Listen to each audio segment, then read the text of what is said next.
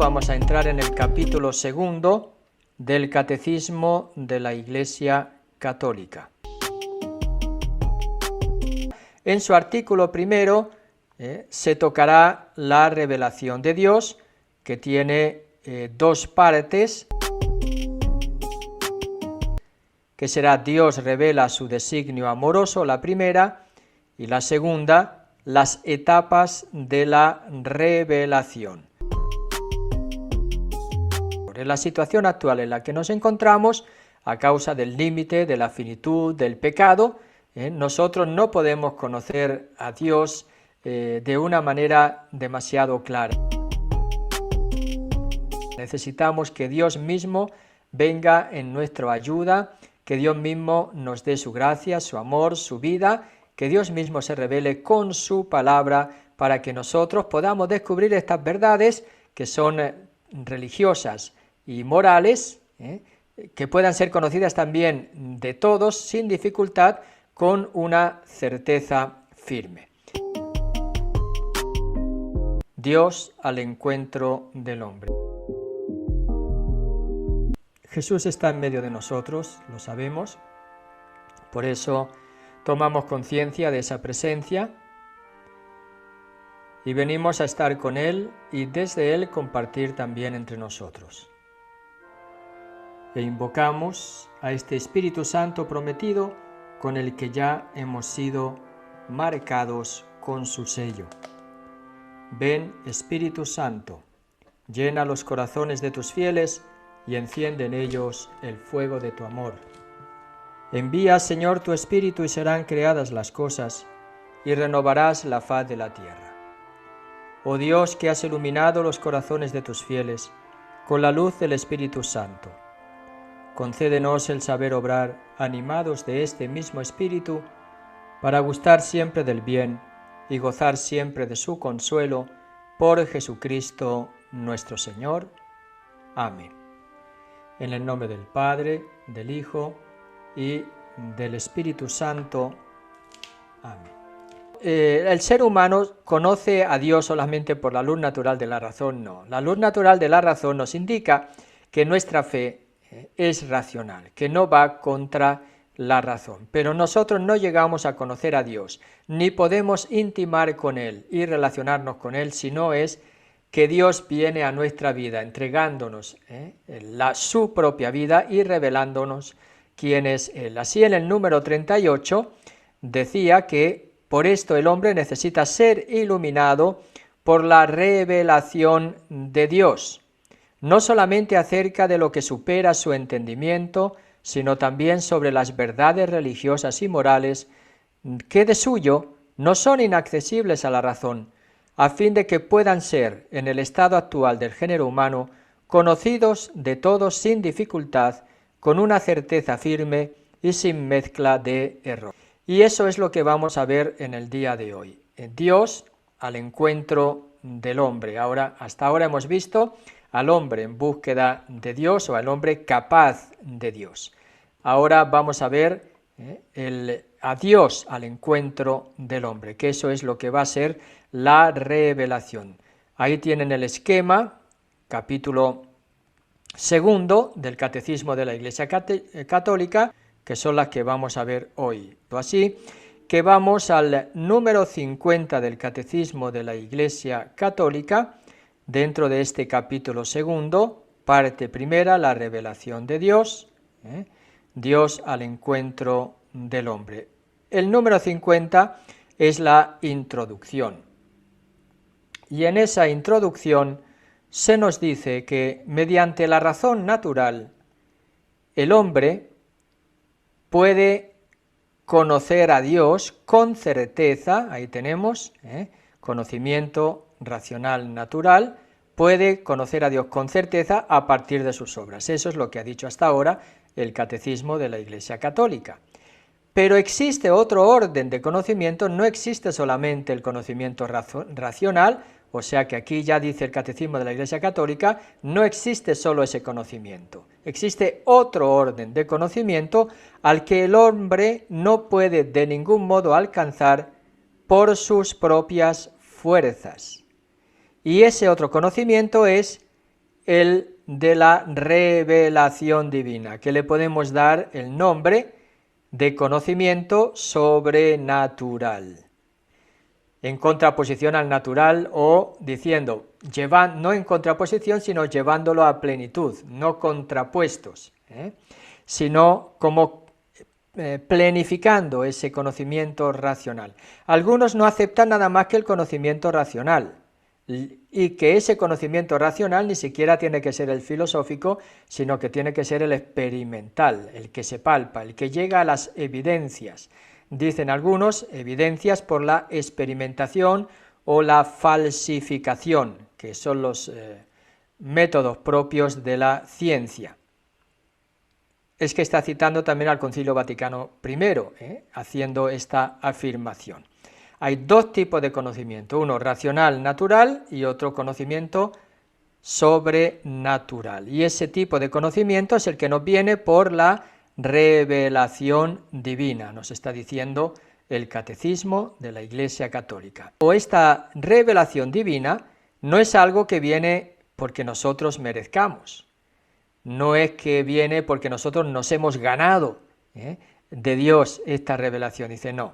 Por una decisión enteramente libre, Dios se revela y se da al hombre. Y podríamos añadir, y creo que esto no está fuera de la idea del Catecismo de la Iglesia Católica, por una decisión enteramente libre, fruto del amor de Dios, ¿verdad? Dios se revela y se da al hombre. Es una decisión libre. Lo hace revelando su misterio. O sea, nos va a hablar de él, del misterio que Él es para cada uno de nosotros. Ese misterio que dice San Pablo se ha revelado en los últimos tiempos por medio de Jesús. De diversas maneras se ha revelado Dios, pero en la plenitud de los tiempos se ha revelado a través de ¿quién? A través de Jesucristo. Lo hace revelando su misterio. Lo hace también revelando su designio benevolente, que estableció desde la eternidad en Cristo, lo hemos leído en la carta a los Efesios, ese designio establecido desde la eternidad en Cristo en favor de todos los hombres.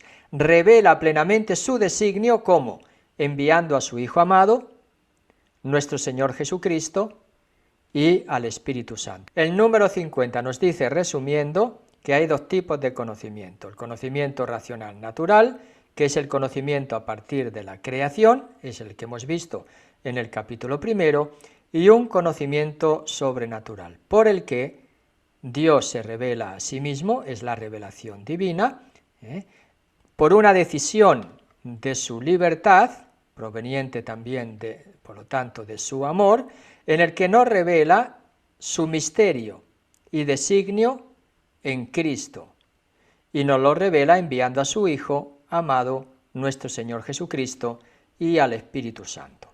Vamos entonces al artículo primero del capítulo segundo, donde trata de la revelación de Dios. El número 1, no es el número 1, sino la primera parte, Dios revela su designio amoroso. Vamos a ver el 51, he puesto los tres números de esta primera parte del artículo primero del Catecismo, del 51, 52 y 53, que son los números en los que desarrolla esta parte que se titula Dios revela su designio amoroso. En el número 51, que está aquí en amarillo, es lo que voy a leer del Catecismo de la Iglesia Católica, dice, y lo que pone aquí es citar un documento del Concilio Vaticano II, que es la Dei Verbum, DV, que pone aquí al final, número 2. La Dei Verbum, como ustedes saben, es la constitución sobre la palabra de Dios, la renovación que hizo el Concilio Vaticano sobre la lectura y la promoción de la palabra de Dios y el contenido y cómo interpretarla, que nosotros vimos en las comunidades el primer año, está en la Dei Verbum, que significa palabra de Dios. Entonces él cita ahora textualmente la Dei Verbum en el número 51. Dispuso Dios en su sabiduría revelarse a sí mismo y dar a conocer el misterio de su voluntad. Eso es la revelación, Se revela a sí mismo, se da a conocer. ¿Qué da a conocer? El misterio de su voluntad, mediante el cual los hombres, por medio de Cristo, esa revelación de Dios, del misterio de su voluntad, por lo tanto, se revela por medio de ¿quién? De Cristo, Verbo encarnado. Si uno quiere conocer el misterio de Dios y de su voluntad, nos está diciendo, no tiene más remedio que acudir ¿a quién? A Cristo, porque por medio de Él se ha revelado este misterio. No hay otra manera de conocerlo. No nos está diciendo que se ha revelado en las revelaciones privadas, de eso va a hablar después también. No nos está diciendo que Dios se ha revelado en su misterio de voluntad, en las revelaciones que tienen muchos seres humanos a lo largo de la historia, que son revelaciones privadas a los que Dios escoge y después para que se lo comuniquen a los demás. No, se ha revelado por medio de ¿quién? De Cristo, por medio de Cristo. Verbo encarnado, el Verbo encarnado. Y dirá, tienen acceso al Padre en el Espíritu Santo. Y esta revelación del misterio de su voluntad, mediante Cristo, Verbo encarnado, también nos da acceso al Padre en el don del Espíritu Santo y se hacen consortes de la naturaleza divina. Significa, nos hace participar así de su misma naturaleza. Es lo que dice aquí el número 51. Lo voy a poner en grande para que vean bien cuál es el contenido. Por lo tanto, en la revelación Dios da a conocer el misterio de su voluntad. Voy repitiendo para que vaya entrando, ¿verdad? Y ahí lo tienen ya puesto. ¿Cómo se revela este misterio de su voluntad? Es muy importante que escuchemos estas palabras, porque así no somos confundidos por la gente. Es que a mí me ha dicho Dios. A ver, espera. ¿Lo que a ti te ha dicho Dios coincide con lo que ha dicho Jesucristo o no coincide con lo que te ha dicho? Entonces a lo mejor por ahí te digo, muy bien, sí, parece que sí, que eso te lo ha podido decir Dios, ya que tú lo dices, te lo ha podido decir Dios, pero a mí no me hace falta que se revele como a ti se ha revelado, yo voy a Jesucristo y en Él lo descubro, porque el misterio de su voluntad nos dice, por medio de Cristo se ha dado a conocer, y no solamente se ha dado a conocer, sino que nos ha dado acceso al Padre en el don del Espíritu Santo. Y ese acceso nos lo ha dado haciéndonos consortes de la naturaleza divina, es decir, partícipes de su misma naturaleza divina, como dice el Catecismo de la Iglesia Católica. Repito, esto no es propio solo del Catecismo, cita textualmente el documento de la Dei Verbum del Concilio Vaticano II en el número 2. Vamos al número 52, que dice que Dios, que habita una luz inaccesible, 1 Timoteo 6, 16, quiere comunicar su propia vida divina a los hombres libremente creados por Él. Él quiere, Él los ha creado libremente y Él quiere también libremente, nos está diciendo el Catecismo, comunicarles la propia vida divina. Esa es la grandeza. Algunos dicen, ¿para qué vino Jesucristo? Y algunos dicen, para salvarnos. Porque el Catecismo de la Iglesia Católica nos está diciendo, en otras palabras, que la finalidad de la revelación, la finalidad de que Jesucristo venga a este mundo, es hacernos conocer al Padre, revelarnos su misterio, hacernos partícipes de su divinidad, en el don del Espíritu Santo. Porque algunos pueden decir, ¿para qué ha venido Jesucristo? Para salvarnos.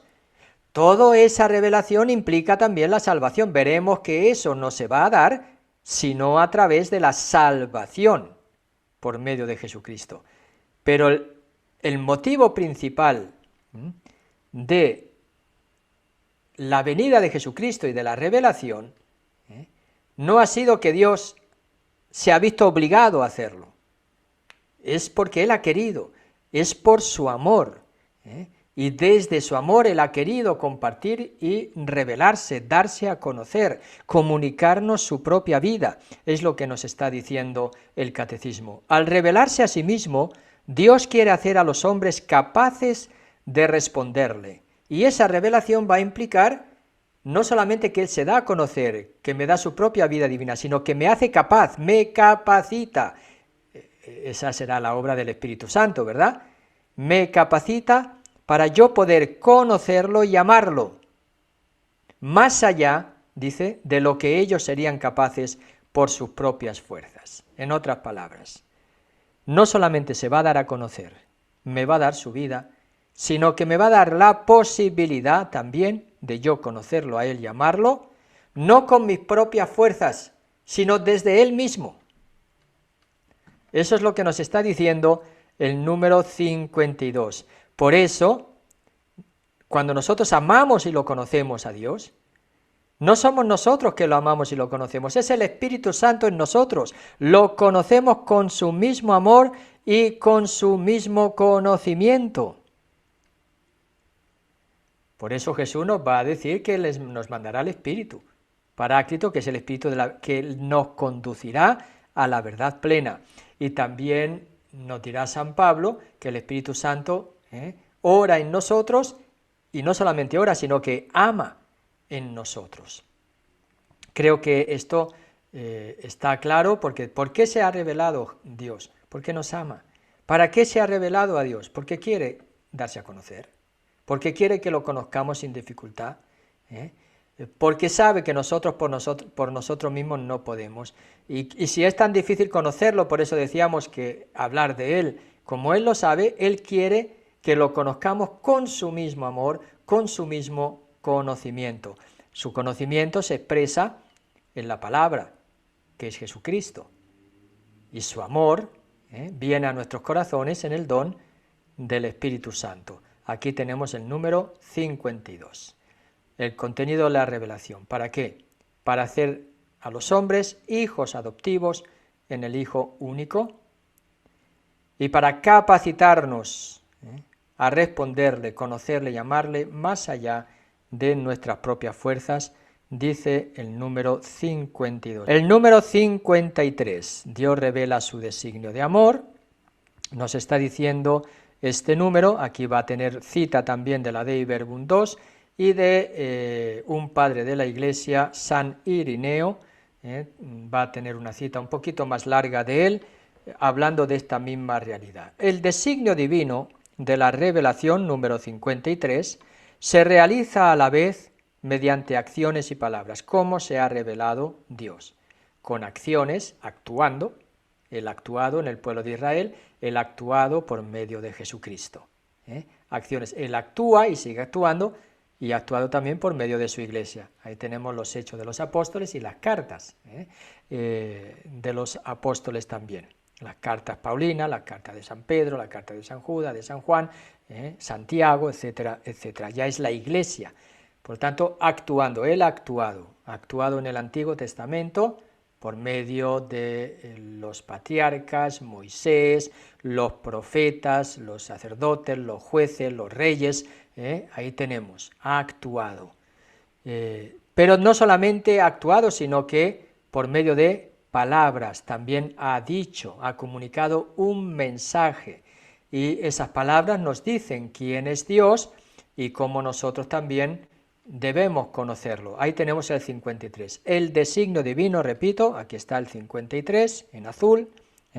El designio divino de la revelación se realiza a la vez mediante acciones y palabras, íntimamente ligadas entre sí y que se esclarecen mutuamente.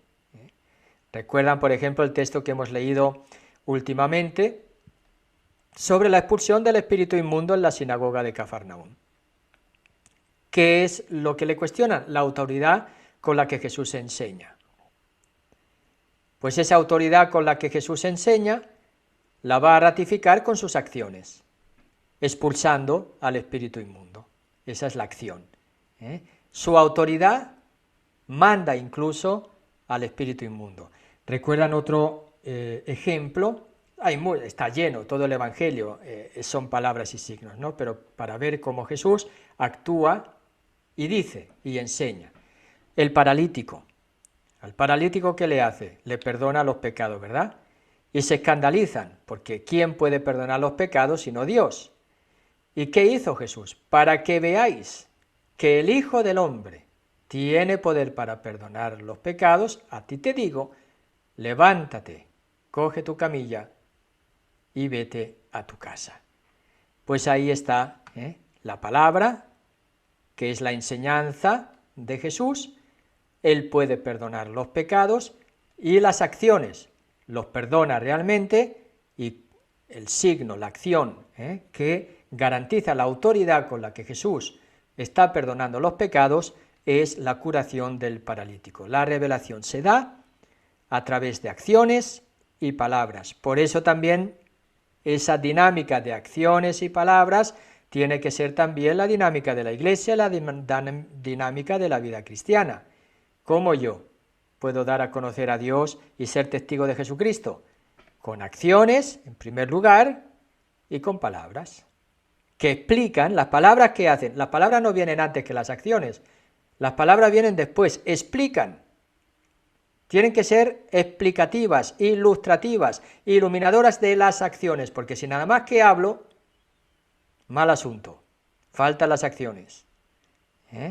Nada más que hablo puede ser que las acciones no estén, y entonces la palabrería se la lleva al viento.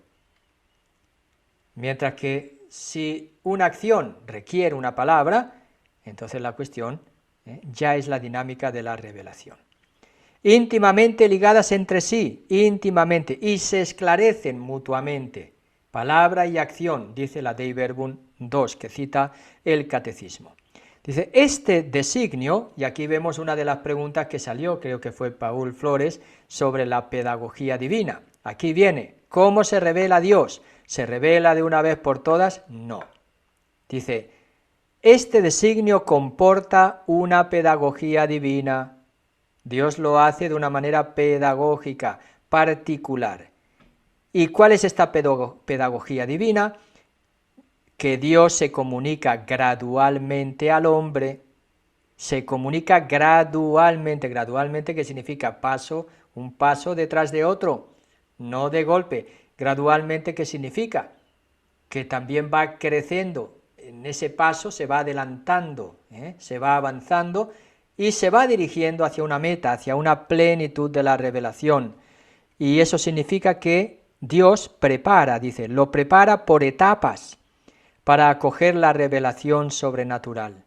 Va preparando al hombre por etapas, para que el hombre pueda acoger más fácilmente esa revelación sobrenatural que, como dijimos, ese conocimiento, ¿verdad? Tenga ese conocimiento sobrenatural que hace de sí mismo y que culminará, por lo tanto tiene un culmen, en la persona y en la misión del Verbo encarnado Jesucristo. Agrando y en resumen, este número 53 nos está diciendo lo siguiente, que Dios se revela ¿cómo? Mediante acciones y palabras, obras y palabras, que esta revelación es gradual. Gradual significa que tiene etapas y que se va encaminando, increciendo, va creciendo, va avanzando hacia la persona y la misión del Verbo encarnado. Y en esta revelación gradual y por etapas, ahí es lo que el Catecismo, siguiendo evidentemente a la Dei Verbum, llama la pedagogía divina. Y ahí tenemos el número 53 que acaba con una cita de San Irineo, diciendo que San Irineo de Lyon habla en varias ocasiones de esta pedagogía divina, bajo la imagen de un mutuo acostumbrarse entre Dios y el hombre. Nos tenemos que acostumbrar, el ser humano tiene que acostumbrarse. Hay algunos ejemplos de esta pedagogía que se pueden dar, y cómo cuando nosotros vamos al Antiguo Testamento, por ejemplo, sobre todo, vemos también en esta pedagogía y en esta revelación progresiva el mismo límite que hay en el Antiguo Testamento, donde el hombre y Dios se van acostumbrando, dice San Irineo de Lyon. Voy a poner un ejemplo que creo que está muy claro en cómo hay una revelación de la pedagogía divina. Por ejemplo, ustedes saben que las religiones, eso lo he explicado en las comunidades en los primeros años varias veces.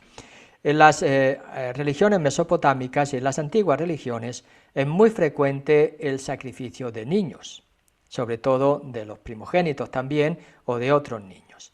Evidentemente todo eso estaba en torno al pueblo de Israel en sus inicios. Y uno de los relatos donde se manifiesta esta práctica del sacrificio humano es, por ejemplo, en el sacrificio de Isaac. Tanto es así que Abraham cree que Dios le pide que sacrifique a su hijo. ¿Recuerdan ese relato, no? Y cómo va encaminando a su hijo Isaac hasta que llega al sitio del sacrificio y le pregunta a Isaac, bueno, ¿dónde está la víctima? Para Abraham estaba claro, la víctima era él. Entonces, cuando está dispuesto a sacrificar a su hijo, Dios le dice, no sacrifiques a tu hijo, sino que ahí estaba el cordero. Y entonces viene el cordero para ser sacrificado en el lugar del hijo. ¿Ven cómo ahí ya se da un paso grande en esa progresividad de la revelación? Se pasa de los sacrificios humanos que había en el entorno de las religiones del pueblo de Israel, ya a los sacrificios no humanos, sino ¿de quién? De un cordero. Empiezan a sacrificarse no los humanos, sino los animales a Dios. Hay un paso, Dios no puede pedir los sacrificios de los hijos, pero nosotros sí podemos ofrecer los sacrificios de animales que después son consumidos, son también comidos, ¿verdad?, en ciertas condiciones, como va a corresponder según los rituales. Bueno, eso es un ejemplo. Otro ejemplo, la esclava, tenían esclavos, Abraham y Sara no podían tener hijos, entonces ¿qué le hace? ¿Tener un hijo a quién? Con su esclava. Eso eran las costumbres de la época. Uno decía, bueno, es lo que Dios le pedía. ¿Se acuerdan de la historia de Lot? Donde sus dos hijas lo emborrachan y se acuestan con él para perpetuar la descendencia. Eso era una artimaña de las hijas, pero según la ley. Y ellos pensaban que también Dios pedía que si no había sido posible o si la descendencia se acababa, sus mismos hijos o hijas podían darle la descendencia al padre, pero hay ahí algo que no se veía muy bien. Entonces, ¿qué hacen? Emborrachan al padre, y ahí se da cuenta uno de que esa manera pues tampoco era muy bien asumida. Bueno, son costumbres de la época en las que están en la Biblia y que pareciera que Dios mismo está pidiendo esas cosas, pero no es que Dios las pide, sino que ellos así creían que era, porque así era en las religiones de los alrededores. Dios les va haciendo descubrir poquito a poco que eso tiene que ir superado en la revelación, sobre todo en el Sinaí, del Yahvé, el nombre de Yahvé, yo soy el que soy, y hay en un rígido monoteísmo, con la ley, en la alianza antigua de los 10 mandamientos, es el progreso más grande que se ha hecho en esa revelación al pueblo de Israel, del que va a depender toda su historia, de esa fidelidad a la ley de Dios. Es un ejemplo con el que yo he puesto sobre la progresividad, cómo hay elementos que parecen que son de Dios, pero forman parte de esa pedagogía divina, los va haciendo dar pasos cada vez más adelante. Vamos a acabar con esta cita de San Irineo de León. Dice, habla de el mutuo acostumbrarse entre Dios y el hombre. Dice, el verbo de Dios ha habitado en el hombre y se ha hecho hijo del hombre para acostumbrar al hombre a comprender a Dios y para acostumbrar a Dios a habitar en el hombre, según la voluntad del Padre. Por medio de Jesucristo, por lo tanto, nosotros podemos conocer al Padre. ¿Por qué? Porque Él se ha hecho hombre. En el hombre Jesús, nosotros en su vida, en su mensaje, podemos conocer. Y dice también San Irineo, también Dios se puede acostumbrar a habitar en el hombre, asumiendo la naturaleza humana. Ahora esa naturaleza humana forma parte del único Dios, que es Padre, Hijo y Espíritu Santo. La persona del Verbo sigue siendo verdadero Dios y verdadero hombre. La persona del Verbo. Por lo tanto, ahí se ha introducido, dicen los teólogos, una novedad en la divinidad, que es la asunción de la naturaleza humana. Y ahí está el misterio trinitario. Y eso hace que también nosotros seamos constituidos hijos en el Hijo Jesús y por lo tanto partícipes de la misma vida divina. ¿Cuáles son las etapas de la revelación? Es lo que a continuación va a decir en la segunda parte de este segundo capítulo, que es Dios al encuentro con el hombre. La segunda parte es las etapas de la revelación. Desde el origen Dios se da a conocer. Y ahí tenemos, vamos a decirlo de alguna manera, el antes del pueblo de Israel.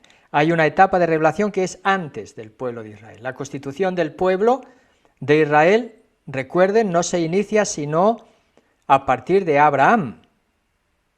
Todo lo que hay antes de Abraham pertenece a la revelación de Dios en el mundo, en el universo. Es una revelación universal, que es la que se cuenta en el libro del Génesis antes de Abraham. Y eso va, evidentemente, desde la creación hasta la alianza con Noé, pasando, ¿verdad?, por el fratricidio de Caín y Abel, la torre de Babel, Adán y Eva, la destrucción de la tierra y la alianza que hace con Noé. Después de la alianza con Noé viene, Dios elige a Abraham, que será otra parte de las etapas de la revelación, donde Dios forma a su pueblo Israel a través de los profetas, los patriarcas primero, Moisés, los profetas, los jueces, los reyes, los sacerdotes. Va a ser esa constitución del pueblo de Israel y a través de ellos Dios se va a revelar a su pueblo. Y finalmente, en la tercera parte de este número, hablará de la revelación, la plenitud de la revelación en Cristo Jesús, que es el mediador, y la plenitud de toda la revelación. Bueno, esto es lo que constituye este capítulo segundo del Catecismo de la Iglesia Católica. La afirmación de la revelación de Dios, de su designio, de su misterio, de su designio divino, de su voluntad, de comunicarnos su vida, de hacernos partícipes de su vida para que lo conozcamos y lo amemos con su mismo conocimiento, su mismo amor, y esta revelación se da por etapas, y ahí se manifiesta esa condescendencia divina, esa pedagogía de Dios que se va adaptando al ser humano para que lo vaya entendiendo cada vez más y acogiendo en su vida cada vez mejor. Y este conocimiento que se da de Dios por nuestra parte, nosotros por nuestras propias fuerzas no podemos tenerlo, sino que Dios mismo va a hacer que lo podamos conocer. Gracias por su participación. Seguiremos hablando de las etapas de la revelación.